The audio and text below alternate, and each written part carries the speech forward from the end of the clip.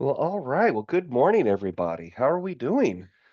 This is Jeremiah, and we have a really full house for this webinar, which is amazing. And I want all of you to give yourself a giant pat on the back. You are attending what I feel is probably the highest value webinar that we have. You've made a very, very wise choice. This is a fantastic, fantastic webinar because it's so imperative, and it's really highlighting one of the, if not the greatest elements to how land effects is designed from day one. And I mean day one, we're talking early 90s, as my dad and I were building out what became land effects. We from the very beginning go, it has to tailor to any office. Even when it was just for his office, we just from the beginning we kind of wanted. It's like we secretly knew it was going to become this commercial application at some point. Um, but both he and I had that same thing. I thought I was going to be going and doing my thing, and he thought, well, it's not just for him. He thought he was building something for the community. He might just offer it for free or something, right?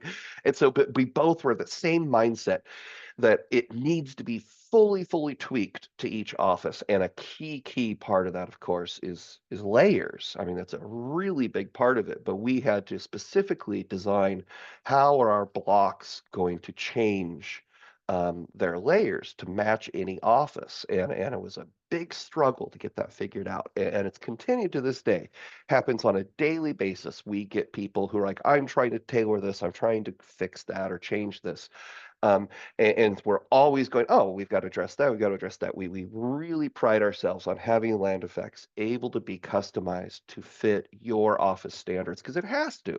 It absolutely has to because, yes, you're going to have slightly different standards for things and it needs to change to that. And it can. And this is the webinar to to appreciate all that. So again, big pat on your back for being in the right place. The second pat is future pat is that Q and A button at the bottom of your screen. I would actually recommend you click that right now. That stands for questions and answers. So you're going to have questions, of course, while we do this. Please put them in that little Q&A. And also you're going to be able to see the answers that we type to your questions as well as other people's questions. So, really helps you appreciate that you're on this little journey with us live and in person. But that being said, it's also being recorded. So this webinar is going to be on the website forever for you to be able to reference as you continue to tweak land effects to match your standards, which of course are well thought out and serve a purpose. And there's no reason why land effects cannot match your standards. And it will, and you're going to see how. So that is my little spiel. It is now time for Jake to show us this amazingness.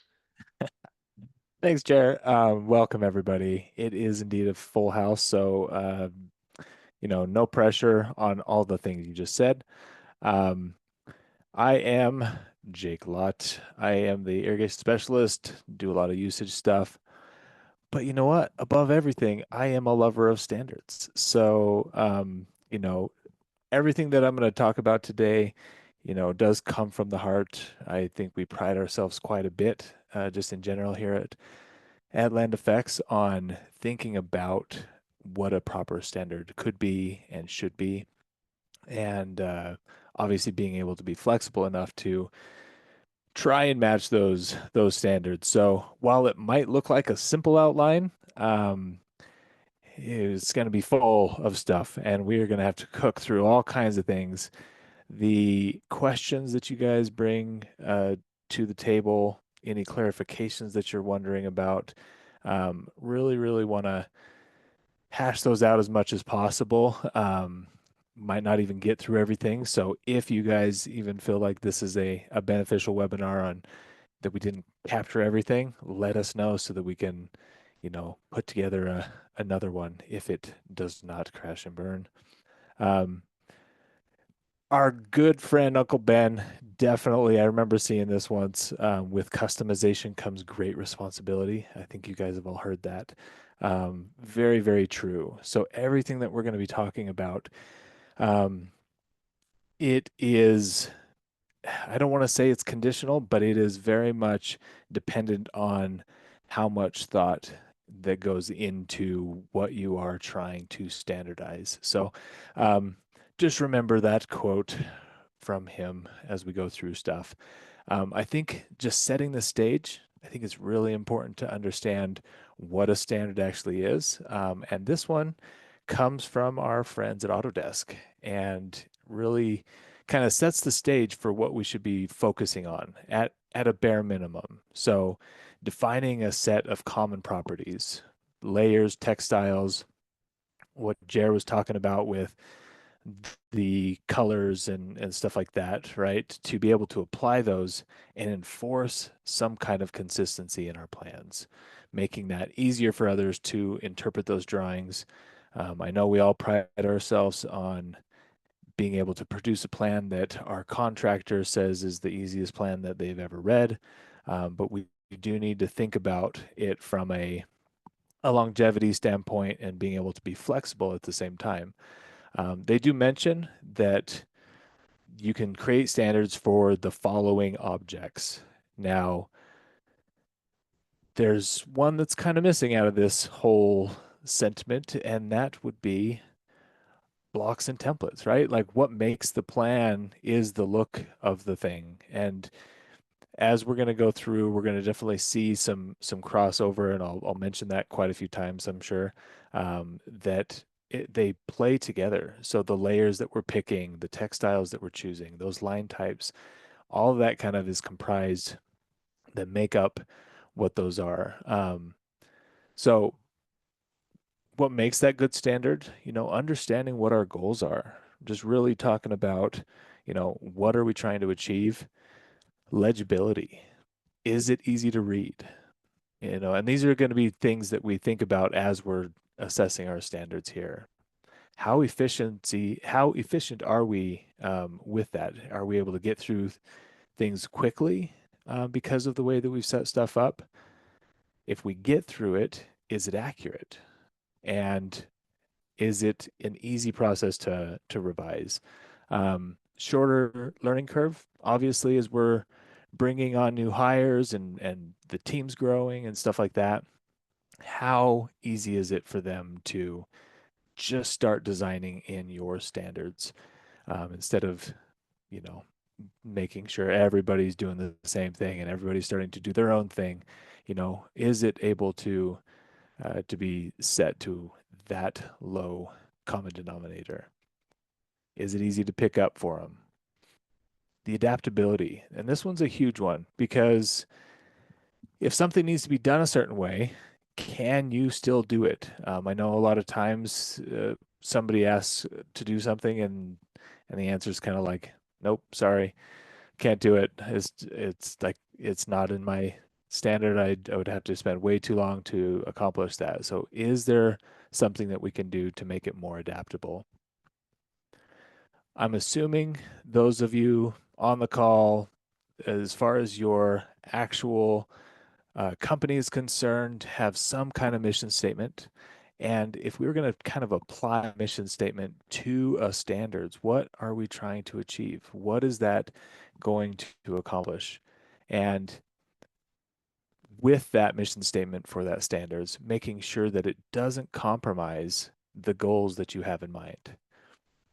So, kind of as a short and sweet of it, a standard has to exist. It has to be enforced and it has to be adaptable. If it does not meet any of those, it might not be the best standard. And we're always improving, right? We can definitely look for ways to make that true. I like to ask why. I like to question things a little bit, maybe a little bit too much sometimes, but it's okay to question your standards, right? What are your standards? And if there's any responses like this, whatever we want, we just use what we're given. We need to start asking more, right? Why is that your standard? If it's, I'm not sure, it's just how we've done it. And we see this a lot. We have a lot of people out there that just, there was one way of doing it back in the day, and that's just how it has stayed. Um, that's just how we like it. We've got to do it that way, right? It's just the industry standard way of doing it, so I'm not gonna change that up. If you can't be flexible or back up that why, we gotta rethink what that standard is trying to accomplish. So a good one, and a lot of times that we see is it goes to layers. It's like I need this to be this layer, but it's like, well, why? And a lot of times it's like it just has to be. It just got to be that way. But if we can start asking why until we get to that root cause or issue or reason, well, we need to count them. Okay, that's great. Now we're starting to peel back why that standard might be able to be adjusted because there are better ways of doing things now. So being able to take that approach, understanding those goals, and figuring out, going back to the team and talking about what kind of things that we should be covering. Oh, sorry. I knew that was going to happen. My bad. I have some links in here I totally forgot about. So, layers and line colors, one of the key ones, right? The text and dimension styles, very key for representing the text on your plans. The look of the plans based off of the blocks and the call outs and that kind of stuff. And of course, all of that is interwoven into all of the plot styles as well. Is this plotting how we want it for our office, right? Um, and then to not go too far into what's showing on the plan, but how easy is it to actually start a new design? Is it kind of a hassle and you don't know where to go and you got to clear stuff out? There's a lot that's underlying in this guy right here. A lot of troubleshooting and stuff, things that happen in plans down the road that cause issues because of improper setup. Now, with all of that discussion and trying to figure out what that checklist is, we do have some great resources for that. With your guys' questions coming in, hopefully today, uh, we'll be sort of shooting off some links that might help point you in the right direction to some of this. We have so much to cover that we might not be able to get so deep into it, but if you do have a question specific to something that you're really curious about, please ask it so we can even address it. The links that I'm showing here, I'll show you them after we're done with this little slideshow, but will also be available on the recording so that you can save those guys just in general. So, um, and as a disclaimer, right? Even we reassess our standards here at Land Effects to make sure that we're set up properly. And we are not perfect. And we sometimes maybe paint ourselves into a corner to where we got to reassess and think, is there a better way to accomplish something? Because our standard is essentially being able to match all of your standards. And so it's the widest standard that we've got to set in order to be flexible enough to apply it to any given office, right? So we're continually rethinking some of those things so that it'll be easier in the long run for you to work on adapting your standards. So this is kind of what I looked like as I was trying to figure out where do we go? How do we start, right? And I'm trying to put myself into the shoes of the designer, trying to set up my office. Well, where do I start? And I kind of put it into two specific buckets. Even though, and I'm going to say it again, things are completely cross uh, referenced in all kinds of different things. I'm going to try to partition it a bit. So, what's managed through just the CAD side of things? So, your drawing template and terminology is obviously pretty key, just in general. And when we say, how's your template, there's a lot of things that that could apply to. So when I'm talking about drawing templates, it is that DWT, that starting point of a new drawing itself. Um, we can go as deep as workspaces and keyboard shortcuts as setting those standard, right? I know that we all have our preferred way of working, and that's the beauty of, being able to dial in your machine specifically. But I know that I love when I go to somebody else's computer and I need help with something and I take a hold of that mouse and I right click to repeat or end a command and it just fires that command. I love that the right click customization is set. It's like one of the key ones, but consistent keyboard commands and a layout of the specific tools to use does impact the efficiency that you work.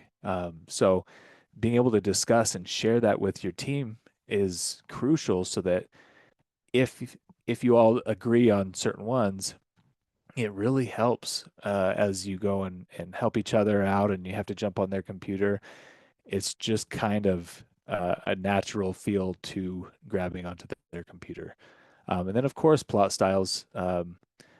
Just as a general mention of plot styles is just managed as how do we want those to run?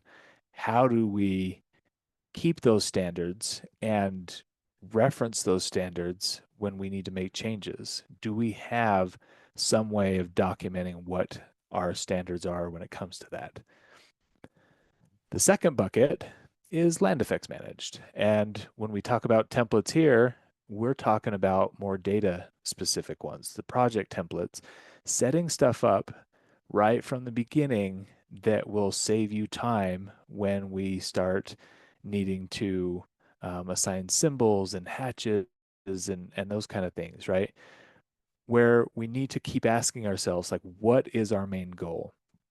And if our main goal, as we start going in here and we're saying we need to customize everything, I don't like seeing all these hatches. I don't like seeing all these symbols that you guys provide. I just need my symbols. We need to refocus what we're looking at. And instead of trying to get rid of stuff, maybe start focusing on setting up a template that you can focus on that you don't even need to worry about all the other options that are there. You already have things set the way that you want them. So that is that is kind of what that templates will help accomplish. The fonts and text styles and dimensions and layers, yes, they are done in CAD. They are just CAD things, but we are able to organize them in a more appropriate way so that they're consistently used in any given tool that you're using. So we'll kind of go over where those are and how they're saved. And then obviously any other default settings, the schedules, the call out preferences, those kinds of things, of course, are going to be managed through land effects. And there's one other bucket that we don't really have that is on either one of these, and I'm putting it outside of the DWT conversation because I know, and we'll show this in a little bit, and I know we love our template file that has everything ready to go in it, but that is the inappropriate way to set up our template.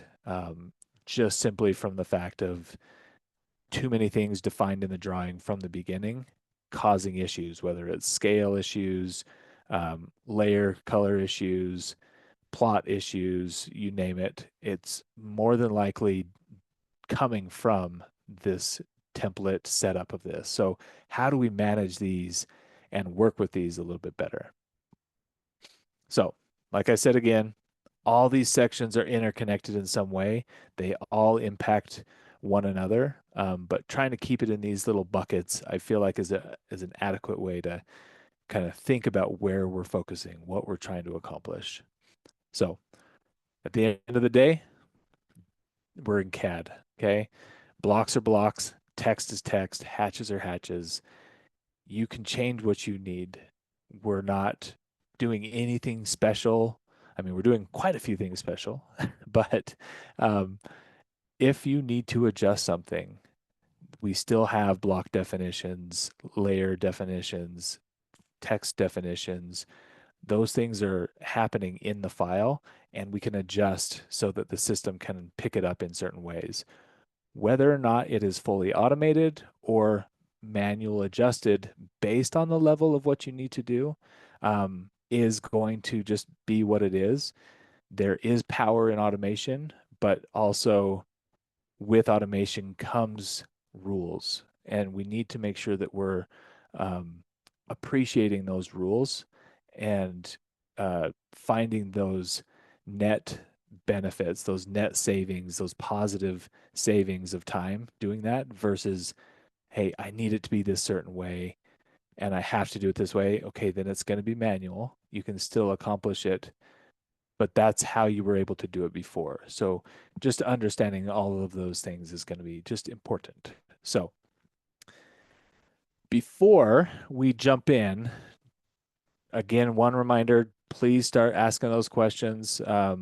There are so many different things that we can go into that I don't want to go too deep down into one little rabbit hole without, making sure you guys get some answers for anything that you're curious about. Doesn't even have to be an issue. It could be something that you're curious about. But are there any questions, Chair? Yeah, speaking of that, the one question we did get was exactly that, curious about something. And the specific of it is, I feel, not as important as the generality of it. Classic example, very typical, someone going, "Oh, when I do this, this happens. Why do you think that is?" And I have a very, it's been 20 years of this. I have a very simple response is, do you want me to guess, or do you want to know the actual answer? And without fail, people tend to want the actual answer. So, I need the drawing. You got to send me the file.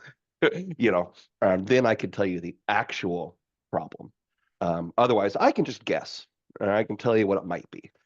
So, just a classic example, especially with all of these, when people are like, "Hey, here, this, specific to this webinar, right? We're trying to match our standards. How do we do this?" That's a very open-ended question. It would help a lot. Send us your standards. Now we can actually address your questions. And so, just it's I know it's a little bit different than maybe other companies you're used to, but we are happy to receive your example files because it just makes us able to actually address it and give you the actual answer. So that's my only comment there. Sweet. And just to piggyback off of that, um, we're trying to do more of these Ask Us Anything webinars. You guys, we're showing you guys some of the stuff so that you can give us examples of what you're hoping to see, right? We can't create anything. I mean, we can create quite good stuff because we have an understanding and a great staff, but we don't we can just guess at what we think you might want it to be. But if you can share those examples, it definitely helps. So um, those links that I showed in the PowerPoint there are right here. And what's cool about these is we walk you through a lot of resources just in general about saving your standards and giving you more reference to specific stuff. So this is why I'm going to kind of gloss over some of these and not go so deep into them unless you ask,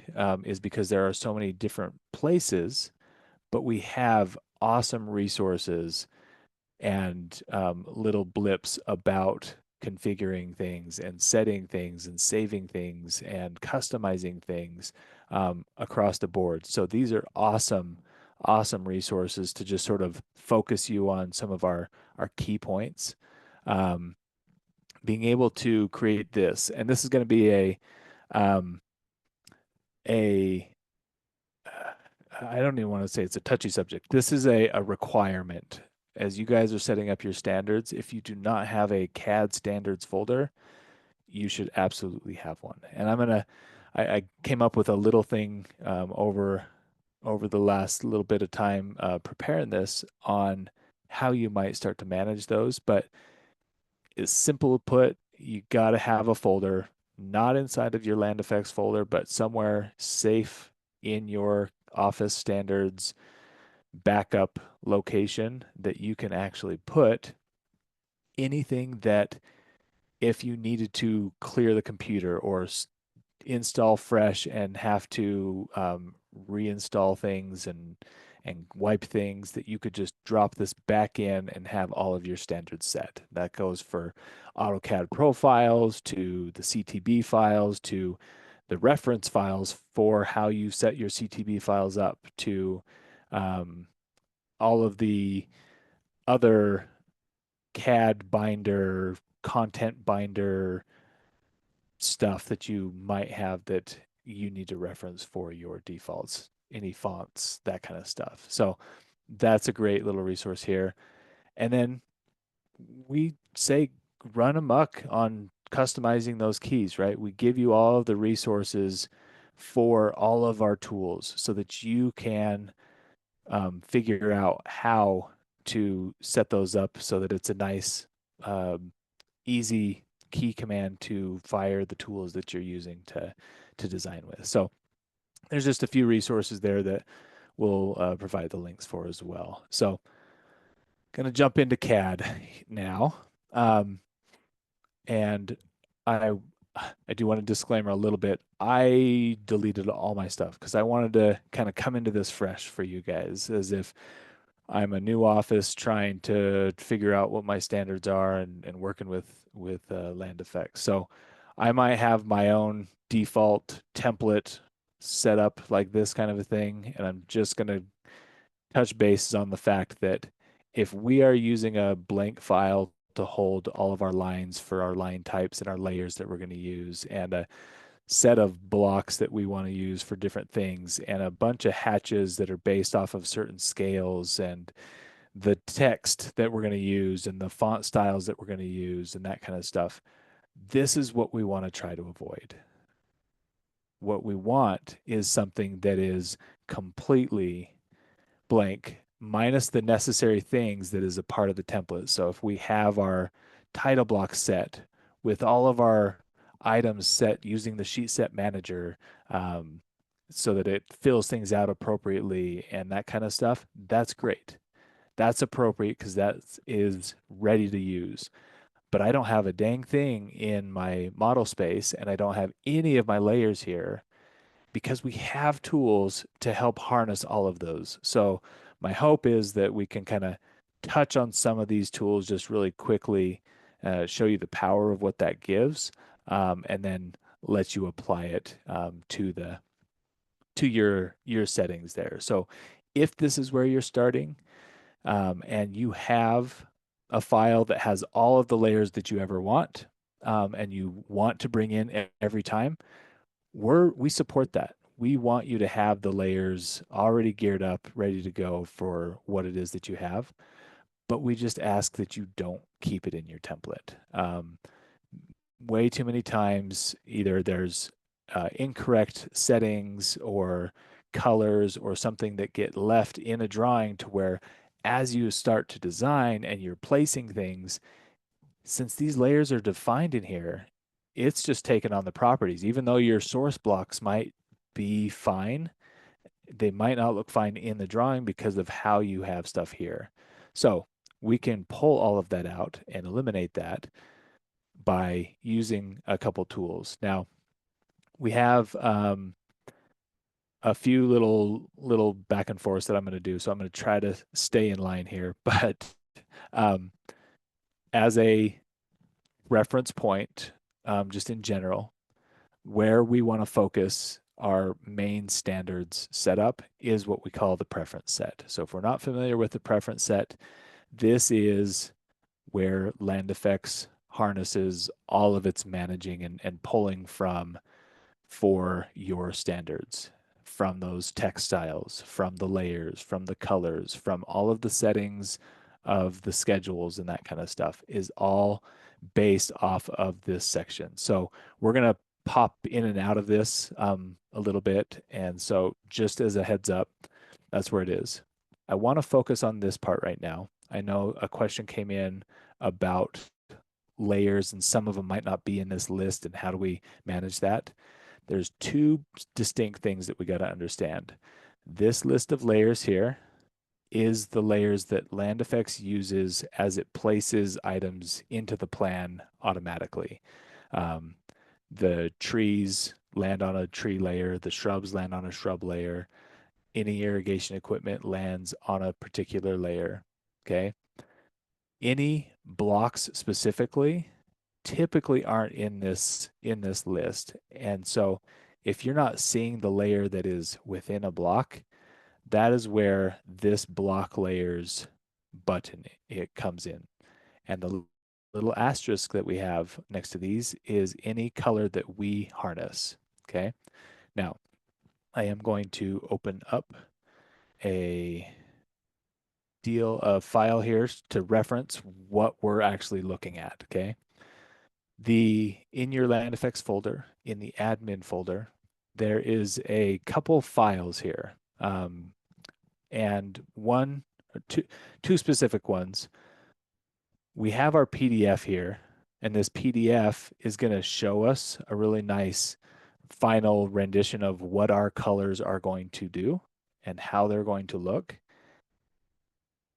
But this Pens DWG is an awesome, awesome way to save and manage your stuff. Okay. So, whatever your CTB file is, and you're using it, and you do not have a reference file like this that shows all of the different picked or used colors in this index color set and a way to reference that here, highly recommend that you start doing that and manage that so that anytime that you need to figure out or send this to somebody, they understand what ones are being used instead of trying to scroll through an unmanaged CTB file that might not be commented out properly. This is a very clear way to see what exactly is being used and how it's being used for that. The other one is the actual worksheet. This line color worksheet that we give you is, I think, the easiest way to start using land effects and matching it to your standards. So when we talk about plotting, that's like the key piece of this usually is, okay, yeah, it's great. You got your own blocks. I'll use those and I can figure out the block side of things, but it doesn't print right. How do I make it print right? Okay. Um, this is what we use. These are the colors. These are the thicknesses. And it is all here for you to just say, you know what? I use color one for a different thickness. So it has a conflict. But my color 10 does print in this thickness. So this is your way to chart out what is going to need to be changed. So when you do come to a color, you go, yep, we actually aren't using that color, or you know, we do use color 13 as that thickness. That's great.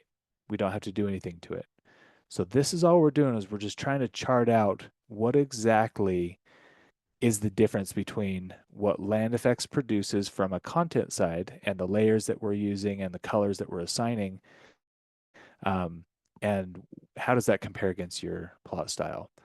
So please, please, please fill this out because it'll make the next steps of this kind of we'll go here,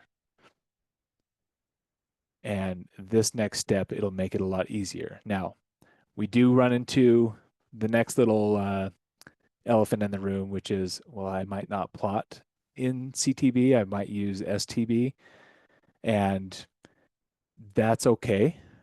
We have a lot of reasons why we suggest using CTB, but we have heard a few good reasons of why STBs are necessary.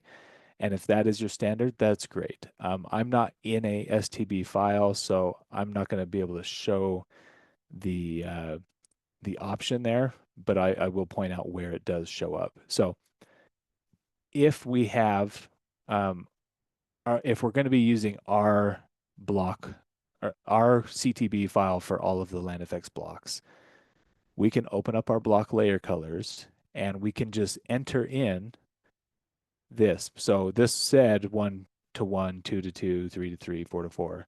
But I can edit one of those and I can change its default color. Okay. So this is matching up with that worksheet. And I can just start going through and see, okay, did I have a conflict on this color? I did. Okay, let me change it to that color. If it is set to an STB, this guy right here will ungray, and you can choose from your plot thickness style settings here. So it works both ways, and it's awesome because once you set those up through all of our colors, as you insert blocks, it will look at that color and it'll convert it and set that plot style automatically. Okay. So um, that's where you would go through and just simply edit all of these guys here. This is the easiest way to essentially adapt all of what Land Effects offers and let it plot into your style. So I am going to pause right there because I know that was a loaded portion. Are there any questions that I need to address on that side of things? Um, we've got a bazillion questions, which is fantastic. Keep them coming. But it does mean I wasn't necessarily following exactly what you were doing, but the recurring theme of the questions is the power of print preferences, and also the files that are already in the Land Effects admin folder. So most of these questions are involving layers and layer colors and the Sweet. color change process. Very good. So that's where, and again, these layers that are listed here, obviously editing those to your liking, changing the name, setting this. This stays here. You're not going to be able to change this description. And the reason being is if something needed to change, you could at least go back and see what it is that you adjusted. We've had a lot of people maybe make all of the layers say the same thing because they only want one layer. Um, we can at least then identify what that version was intended to look at and how it was run. So that is there. But what's cool is you can just keep track of all of your settings right here without them being a part of the actual layer properties manager kind of a thing. It's going to manage it on the fly as needed for that. The other side then of how do I then worry about all of the layers that I want to draft with or just have available to use, um, I am going to take all of these layers and I'm going to save them into the system. Now, they do not go into the preference set list. These go into our layer uh, folder in the Land Effects folder here. But on the FX admin tab, there's a load and save layers tool. Okay. And I'd like to say this just in general as we're going through stuff. If ever you guys are wondering how this tool works, remember you have the F1 key. If you hover over and press F1, it's going to automatically kick you over to a page on that specific tool. So just remember that as we're getting into some of these things. And I'm not going too deep into it. You can always press F1 and it will actually take you over to that specific tool. So just remember that. But I'm going to go ahead and hit save layers. Well, let me back up. I haven't done anything yet. So if I hit save layers, it's gonna be weird and blank. I do want to show you what we have available. So I guess I'll go backwards in how I'm gonna show this. But let's say I didn't have any of my layers that I wanted. I can simply hit load layers. I can say, you know what am I working on? I'm working on a template. Okay. Sheet border. Okay, that's what I want. It's going to automatically pull in all of the layers appropriate for that task that I'm doing. If I want to say, you know what, I'm working on a plan, and these are all just Land Effects default ones. You can adjust these and save them back into the system. These just come pre-built. And I want to see, I'm doing a site base. Here are all of the layers that we have for the site base already set up with colors, line types, and their settings all ready to go. I didn't have to have anything in the drawing. So if I were to simply purge, it would clear them all out, but I don't care. I could literally just load back. I want to create a block and I want to see, you know what? I actually want to see all of the land effects, anything in the plan graphics section. I want to see what layers land effects uses. I can click that button and I can see every single block that we use with all of our colors, just like that. Okay. So that is the power of that load and save layers thing. So let's go back now. Since I have clicked around in that tool, and I will explain this as well, as we get started and we're like, hey, I need to customize stuff, but I don't see anything, right? Um, it's because Land Effects is cloud based and it is downloading content on demand. So I don't have any folders in the block folder yet. The layers, I now see those options that I clicked. I clicked on blocks and I clicked on, and this is the one that downloaded for me. So if I wanted to make my own little folder within here, I could. Um, and we'll go back over here and I'll just hit save layers now. And I can choose one of those pre-filled out spots. So now if I go into templates and I can say this is my office standard layers. Whoa, layers, right? And I can just say save. All that did is allowed me that now to go into any blank drawing. So when I say the DWT should just be nice and fresh and without anything, is because I have this tool now to be able to simply go in and load those layers in and already be ready to go. So that is one of my favorites just to get started on a blank drawing. Gets you already that way. So um, I'm gonna pause there so I can transition to the next thing. Is there anything that I missed on that one? No, I think you're good. Sweet. Yeah, just the questions keep coming, please, everyone. These are fantastic questions. It's just a lot, as everyone sees. If you have the Q&A box up, you're seeing how many that we're I know answering for everybody. And I've so been yeah, it's seeing definitely them a all, lot. so I don't know what So I'm missing. please, So but yeah, but you're right. It's just it's true. People have all kinds of questions, and please keep them coming. This is it's very helpful. okay, so that's layers. I don't want to belabor it too much more than that. I am going to we'll switch over to this guy here. So you notice that I just switched to a different preference set. And what's cool about this when we talk about needing flexible standards um, is I was able to simply change my preference set and it's now looking at a whole different set of setup. So the block layer list for all these conversions are happening this way. If I were to switch over to a different preference set and look at that same thing, that list now is unique to this preference set, which means I can now um, do work how I need it to be done if I need to that way.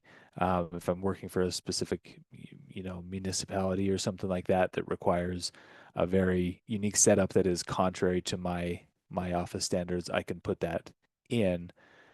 We just say word of caution: you shouldn't need to do so much preference set saving for every single thing. It should be your standards, and there's tools to help you adjust along the way that way. But we're focusing on our standards. So next thing is textiles. Textiles is probably one of the biggest ones. We want it to look the way that we want it, right? So there is this list, and these are the most common set of textiles that Land Effects uses for any one of our items. So whether it's um, the irrigation symbols with the text in the middle of them, or the callouts themselves, or any part of the detail system, or when you label a lateral pipe or do a photo call out. All of these things have specific textiles that the system uses.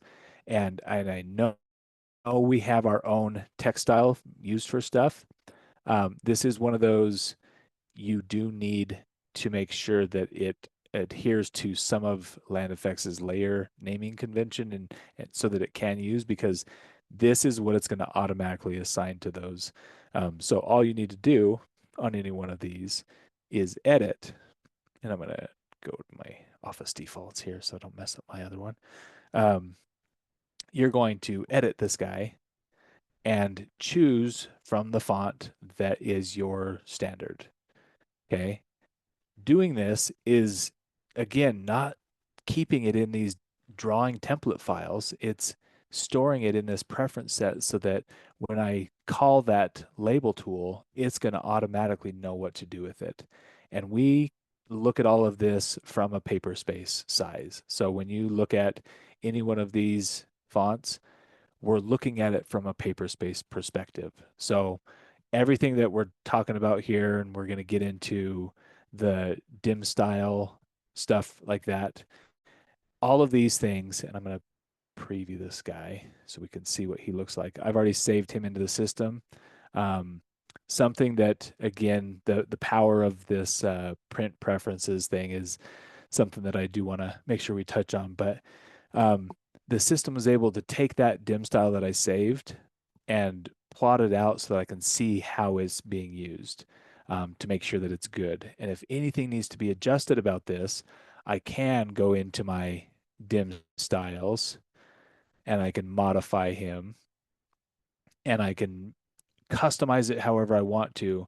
Again, all of this should be in paper space size. So if we've got things set with, the heights for a certain scale, and we're saving that into the system just assumes that it's the right size for paper, and so it's going to blow it up based on the scale you do. So we do want to be careful with this. And my suggestion, just in general, as we're going through and trying to customize anything, is it's okay to use the defaults that we give. And it prompts you for certain things. Do you want to use the default dim style for this as you use our tool? Say yes. Let it put it in, see how it works, and be able to then modify it from there. Once you understand how it works, that's when we want to adjust it. So, just a little thing on that guy there. And I know we're so running out of time. So if there's anything that comes in that we want to prioritize to address, just interrupt me. But we are going to move on to the text manager. I do want to shed a little bit more light here. This list from the text manager from the site tab is where that same list from that general preference tab was. This is the same list. They are tied together. These are set based off of preference set, remember. So I can actually add new preference or text styles to the system here. And the importance of that is you don't now need to make your own defined text styles in the drawing and have them managed by the AutoCAD style manager there. You can harness all of those here, set them up, and we have tools. Let's see if I've got anything in here. Graphite standard. It's going to update when I change it here. So it updates. But the cool part is if you open a drawing that has those textiles defined in the drawing and they're a part of your text manager, the coolest command for that is read, reload all textiles, read. And that will update all of your textiles through the drawing. So making those adjustments is super, super easy. Even if you've done default stuff with Land Effects to just try it out, running these tools will update things instantly. So um, let's see where we're at. Okay, one last thing that is a part of the preference set. So we talk about the textiles, the layers, um, the details side of things, all of these options, and again, there's a lot of options in here that are pertaining to this particular preference set. But as you start getting into the detail side of things, and again, we got a lot of resources, so I'm only going to touch on it very briefly, is the template that you start when you create a new detail is based off of this preference set. Okay. So, what the system does, and we'll just sort of look at it here, is the system's going to create a folder in here. And I'm going to open this template so we can see what it does. It's going to open up, or it's going to create a templates folder within a graphics folder. It makes this 000 drawing a detailed template file, and it copies that and it creates one specific for this preference set. So if I were to change my preference set here to Imperial and go to my details and open that template, it is using its own unique detail template, but it made it from 000. So if we're trying to modify how our detail templates look, then we would open our 000 block. We would make those modifications, save it, and that's the only one that it needs because it will create the one based off of that 000. So if we're modifying the detailed template, that is where he's located. So we want to do let's do a little bit of planting stuff real quick. I know we're just running so fast.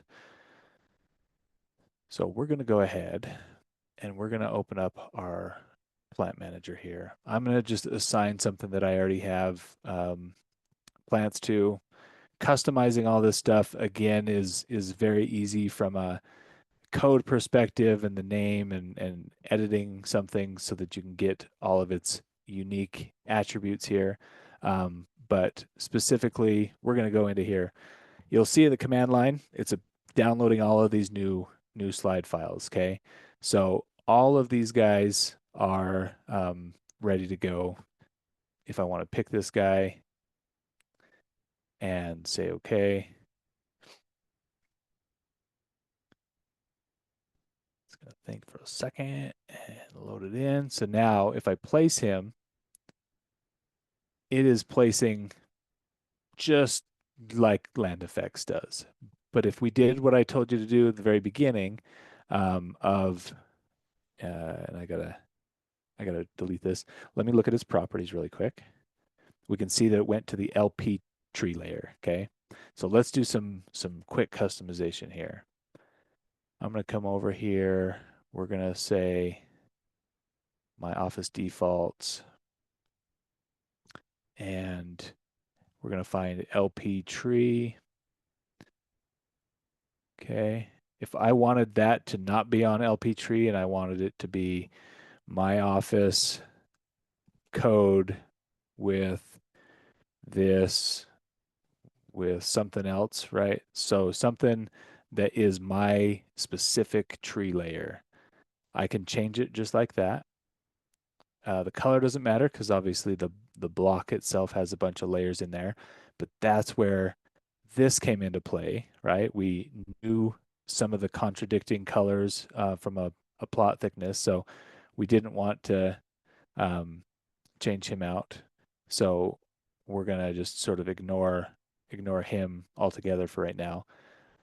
And I want to make sure that I don't have that tree layer in here or those tree layers in here. So I am going to purge so that it's not defined. Those old layers aren't defined in there. So now if I place it, you can see it automatically converted those colors and it put it onto the appropriate layer there. So it's very, very easy to get things to go right into your standards right from the beginning if you take those two things specifically. So with that, we got 6 minutes. So is there any less specific ones? I know we didn't get too far. the one that I feel I kind of mentioned a lot was just the print preferences. I just wanted to make sure Okay, let's do you it. did show that. That's the only one I can think of. Okay, this one's really fun. So, the thing about print preferences, and this is what I came up with, and I think it's has some refining to do. Um, I've been getting deeper into this sheet set manager. I was able to create a sheet set that actually had subsets of the print preference options. Okay, so these just know that these subsets right here are specifically, if I go into my general preferences here and go to print preferences, this guy right here. And this is going to be ever growing. We're doing a lot of work on filling out even more options within, you know, uh, the line types and the actual preference setup and those options and stuff. So look forward to more. Um, but if you were to click on one of these guys here, the system automatically, and you know what, this one's I think one of my favorites right now is this color wheel one. Um, and you say, okay, the system's going to automatically create based off of these templates that we've made these layouts. And so this one's so cool. And this one's the newest one. And I'm going to show you where it's at. So this color wheel, if you guys aren't using the site color tool, you're definitely missing out. But you can see that we have these default color wheels, and these are where you manage all of the colors that are like a part of the hatches in your work areas and the irrigation stuff. All of the planting colors are all managed here. And if you wanted to see how you have set these up, because you can edit these and you can modify them and you can make them your own, you can use that print preferences, and the system's going to automatically create these really cool color wheels with everything laid out specific for that. So what I did is I made a sheet set that was essentially me running print preferences on each one of those buckets, and it made, where is he at?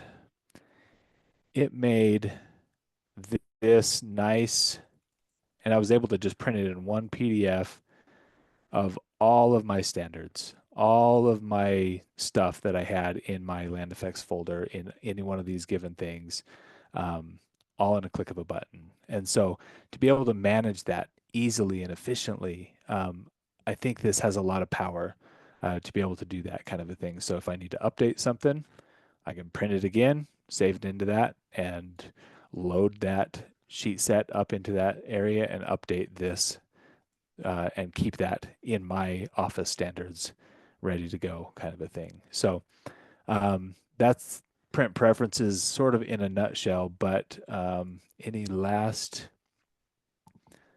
ones that we can handle? Oh my gosh. A Went couple way too people fast. no, no, you're going great. I just, can I just that was so much work getting that darn print color wheels working, and I'm looking at it and it's so It is darn sexy. so cool. It is It so was cool. so cool how it turned out. It was such a really fun team effort, Yeah. and I love the look of it. Yeah. We have gotten multiple people just asking about saving blocks. Let's do And it. I don't know if that's quick enough. Of course, there's nothing ever too not quick. Saving blocks happens a couple different ways, right? We can save stuff from a file if we need to. If we have our own drawing files already done, I think it's a great method if you're already one, symbol per one drawing, and you're not doing this mass, dump of all of these things here. I think either way works, but if you've already got it in one file per, that's very, very easy. Again, my recommendation would be as you poke around and you are playing with the stuff that we have, again, the system is going to start creating. I go back out of blocks into here.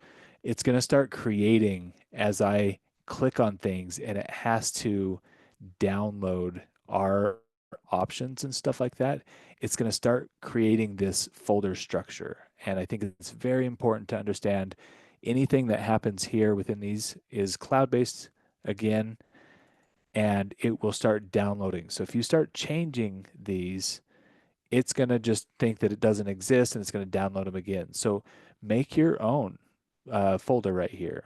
Call it Office, right? Uh, and don't do what I did. Definitely do a number prefix so that it actually kicks it to where it should. And when you open that up, that's where it goes. Now you have your spot to do stuff, right? So I can take from FX site, depending on the type of thing that you're saving in, there's a lot of different ways that the system helps guide you to where you are actually saving certain things. So just keep that in mind. But for planting, um, I'm going to do a plan graphics here just because that's where what I made. So I'll go ahead and save a block. You can follow the command line. I have an existing block here, so I'm going to right click and I'm going to pick it. And I went into plan graphics. I'm going into my office and I'm going to say, this is my table. And again, going into structured stuff, look at the way that we've named stuff. Make sure that you are not just being arbitrary with it, but there's thought behind it. Don't do what I'm doing right now. And save it. It'll even ask you to redefine it if you want to. So sure, I'll do that. And it will create a slide shot. You get to choose how you want it to work. I do want it to be a manual rotated thing. This is the size that I want it. I don't want it to change based on my scale, and I don't want it to be like arbitrarily scaled. So we'll say okay. And now he is automatically in that spot right there. And if you ever need to make changes to it, select it, click edit, and open the file. This will open up that source drawing so that you can make modifications to that block. Maybe I want to make a cleaner slide for it, a preview slide. So I can, you know, skinny down my view window here and I can shoot it M slide. Just resave that guy. And the next time I open up that block folder, that slide now is nice and pretty and it'll look kind of like all the rest of our stuff, right? So again, the links that I provide in the recording is going to go all kinds of detail into some of these things. But holy smokes, I feel like I ran a marathon. If we want to want to do another one, we're ready Well, for it. I just really want to say I did not in any way oversell this. Was I not right? This is probably the most valuable webinar. I hope everyone totally appreciates that and knows I was not just being exuberant. It really is. It really speaks to the real power of Light Effects because it has to, right? It has to customize to your standards, and we can, and we just keep adding all this capability. Anyway, thank you guys so much. It was a lot of fun. Obviously, boy, we really do. Everyone wants us to follow this up, so we'll probably have to follow it up with more. Have a fantastic weekend, everybody, and I will definitely see you again. All right, thanks, guys.